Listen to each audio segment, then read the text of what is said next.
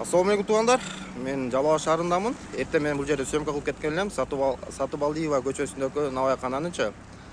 Анан кийин эртең мен чалган болчу бул номергечи хозяинга. Трубканы көтөргөн эмес. Мен съемка кылып кеткенден 2 сааттан кийин звонок кылды. Болду укам реакция кылам, тигини алдырып коем. Муну жакшына тарттырып коем деди. Анан кийин мен жумуштан кийин өтөм дедим. Жумуштан кийин келип азыр муну ичтере карап съемка кылып атам. Мына реакция, мына результат. Эми спокойно көрүнүп атат. Биринчи мына кыргыз тили.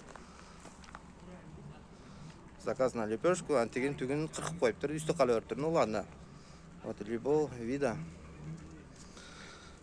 Шу туугандар, кимге нан заказ керек болсо, могу экранда көрүнүп турган номерге звонок кыла бересиздер. Мегаком жана Билайн. Зарайна бир күн мурун. Бул жактагы хозяин айта турган сөзү бар экен. Айта бериңиз ака, эмне болду эле өзү? Как она есть? Усталар иштеп аткан эле. Муну барып художественный заказ алып деп берди. Мен келгенче муну тартып коюпту. Мен жазып алат деп айткан эмесмин. Усталар келип ушуну ата өзү төрөлүк машина чоңой деп. Кыргызчаны эми жакшы эле сүйлөшөт. Окуйбуз кыргызча. Мана силе боло түшүнмөчүлүк болуп калыптыр. Кичине түшүнбөстүк болуп калды. Кыргыз тили биринчи түрү, мана орус тили. Всё. Муну мен жазам деген эмес. Мен жаш балдарды заказ алып коюпту да. Уста барып заказ кылган. Уста бала заказ кылып койгон. Мен жок элем. Кесем ошондой айтып, сразу изменять кылабыз, мунга реакция кылбасак болбойт да.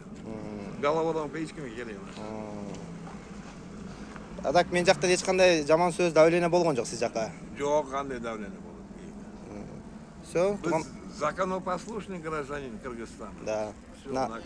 На оппозицию. Да. Как говорится. Законопослушные мы люди. Şu туугандар Келгиле сынанга келгиле. Каналга подписаться болобуз, лайк басабыз, суроолор болсо беребиз. Всё, давай, удачи.